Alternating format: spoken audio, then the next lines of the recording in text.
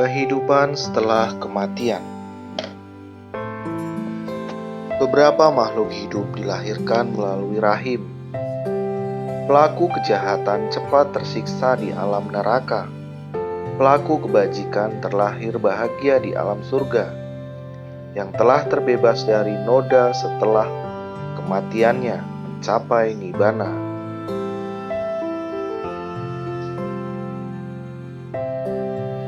Alkisah di suatu desa. Hiduplah sebuah keluarga yang makmur, sejahtera, dan berkekayaan melimpah. Pemiliknya adalah seorang pedagang yang sangat sukses dalam bisnis perdagangan. Seorang miliarder, pebisnis hebat, seorang yang sangat beruntung di dunia ini. Dengan ditemani oleh keempat orang istrinya yang cantik, seorang istri tua, dan 3 istri yang muda belia. Ia hidup bagaikan raja, ditemani oleh para dayang-dayang yang sangat bahagia, membuat orang lain yang melihatnya iri.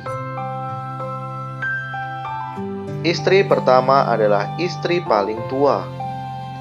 Namun sangat disayangkan, pedagang ini jarang sekali memberi perhatian baik, pakaian, perhiasan, apalagi kasih sayang kepada istri pertamanya ini. Ia tampak kumuh dan kusam karena tidak pernah diperhatikan dan dipenuhi kebutuhannya.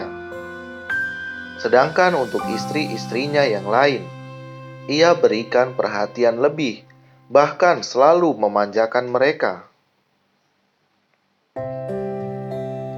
Untuk istri keduanya, ia selalu memberikan pakaian dan perhiasan yang mahal, serta parfum dengan merek terkenal.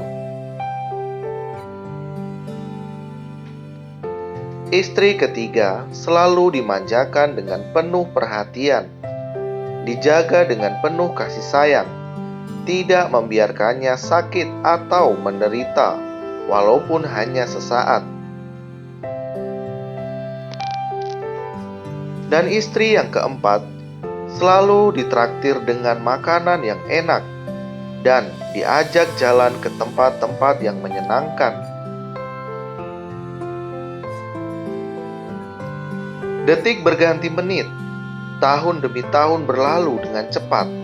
Kini di usia tuanya, sang pedagang sukses ini mengalami sakit keras dan mendekati kematian.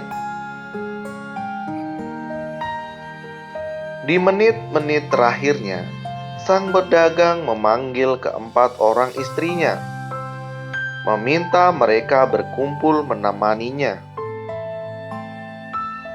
Dengan penuh harap, sang pedagang bertanya kepada istrinya yang kedua, "Sayangku, aku telah begitu memanjakanmu dengan segala perhiasan dan lain sebagainya agar engkau nampak cantik dan gemerlap. Sekarang aku butuh bantuanmu. Apakah engkau mau menemaniku menghadap Raja Kematian? Ikut bersamaku mati." Istri kedua menjawab, "Maaf suamiku, aku tidak bisa ikut denganmu. Aku masih muda, dan aku bisa mencari suami baru untuk menghidupiku." Mendengar jawaban ini, sang pedagang bersedih. Terpukul istri yang selalu dimanjakannya itu tidak peduli padanya.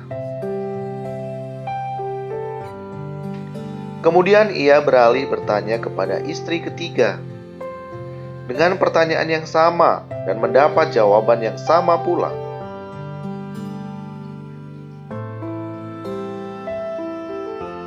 Kini ia bertanya kepada istri keempat dan mendapat jawaban, "Maafkan aku sayang, aku tidak bisa ikut mati bersamamu, tetapi aku hanya bisa menemani dan mengantarkanmu sampai pemakaman, tidak lebih dari itu."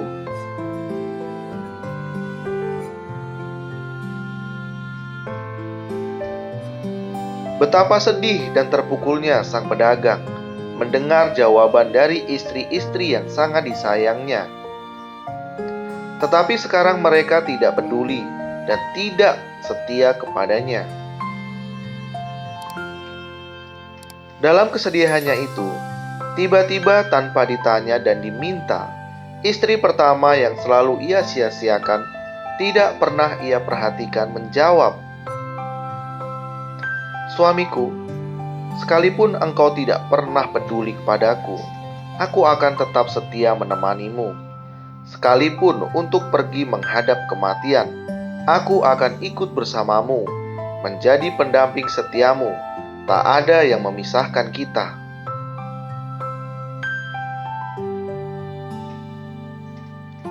Mendengar jawaban ini, sang pedagang merasa malu.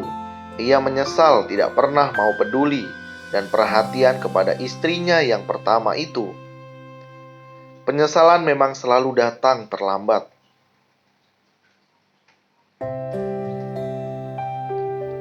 Keempat orang istri merupakan simbolis yang nyata dalam kehidupan ini. Istri kedua adalah simbol dari jasmani atau tubuh yang selalu kita beri perhiasan, memandikannya, memberi pakaian bagus, dan memberi minyak agar wangi. Tetapi ketika kematian datang, tubuh ini tidak berguna, tidak bisa menemani kita, justru terbujur kaku di tanah perkuburan, membusuk dan habis dimakan belatung.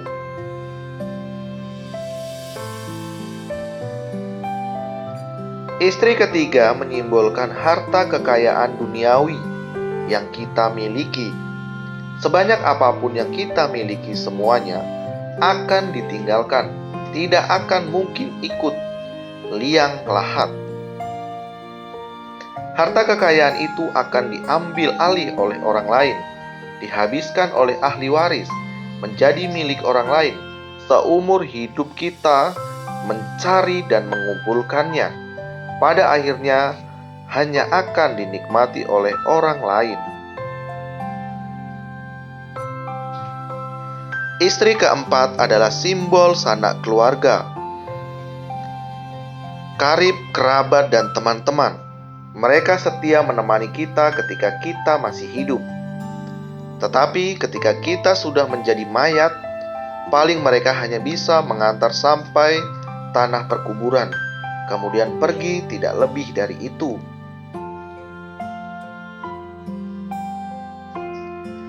Istri pertama adalah simbol jasa kebajikan, amal kebaikan yang sangat jarang kita menaruh perhatian kepadanya, tidak peduli, dan cenderung mengabaikannya.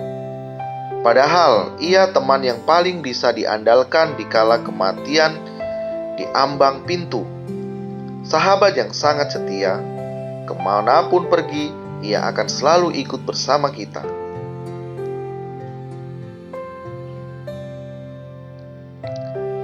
Dalam pandangan agama Buddha, kematian adalah hal yang sangat wajar dalam kehidupan suatu makhluk. Karena hal ini sebagai akibat kita dilahirkan.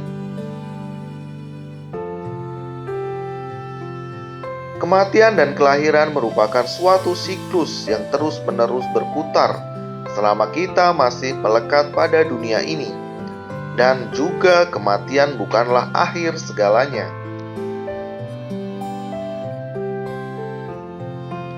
Seperti halnya seorang yang berada di luar ruangan dan ia ingin masuk ke dalamnya, tentu harus melewati sebuah pintu, dan setelah melewati pintu, ia kini berada di dalam ruangan.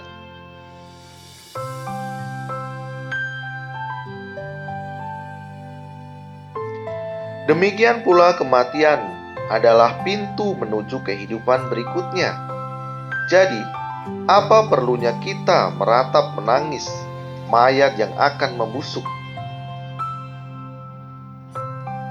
Dunia ini memang aneh.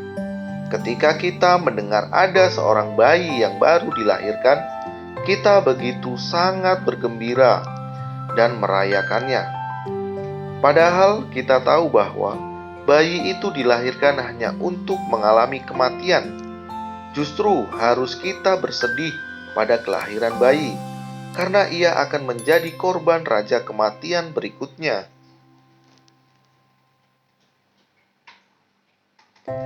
Dan kita begitu bersedih apabila orang yang sangat kita sayangi meninggal dunia. Harusnya kita bergembira karena ia telah bebas dari sangsara dunia dan kematian yang walaupun hanya sementara, karena kesadaran akan terus berlanjut dalam kehidupan berikutnya. Ia hanya membawa kesadaran baik atau kesadaran buruk, membawa bekal kebajikan atau membawa gudang keburukan.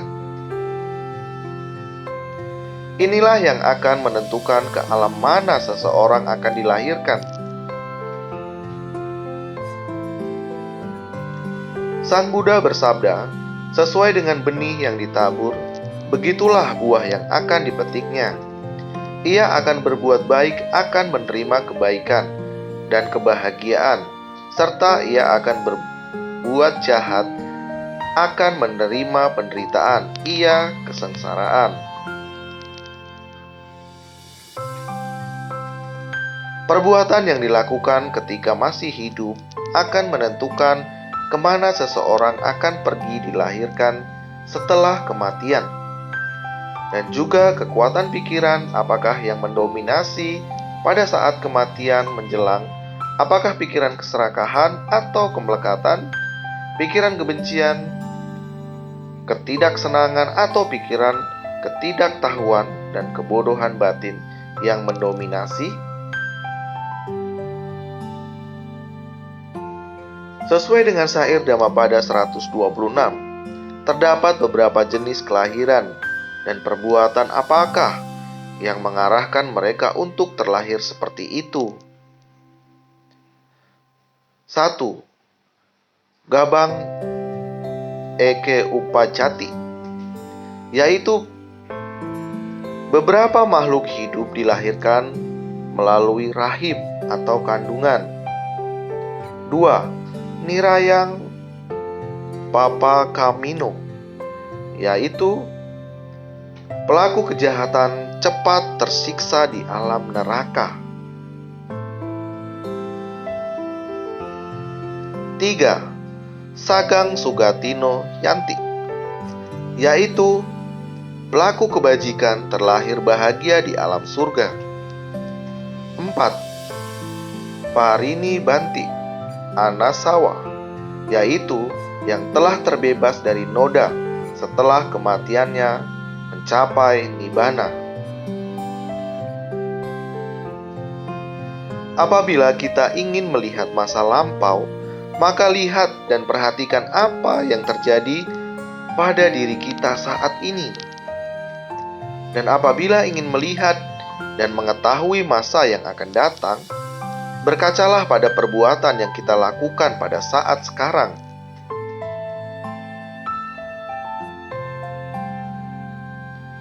Apapun yang kita perbuat, baik atau buruk, kita sendiri yang akan merasakannya. Baik yang kita perbuat, baik pula akibatnya. Demikian pula buruk yang kita perbuat, buruk pula akibatnya. Kita semua sedang mengarungi lautan kehidupan, samsara dan kehidupan ini. Kita butuh bekal cukup untuk mengatasi segala rintangan di dalam perjalanan panjang kita sebelum sampai di tempat tujuan. Apakah bekal itu? Yakni jasa perbuatan baik. Hanya inilah yang akan selalu menjadi sahabat kita, yang paling setia menemani kemanapun kita pergi. Dialah harta sejati yang tak akan mungkin bisa dicuri, dirampok, kena banjir atau kebakaran. Ia akan menjadi harta simpanan yang kekal, yang sangat membantu hingga sampai pada tujuan akhir kita, yaitu nibbana.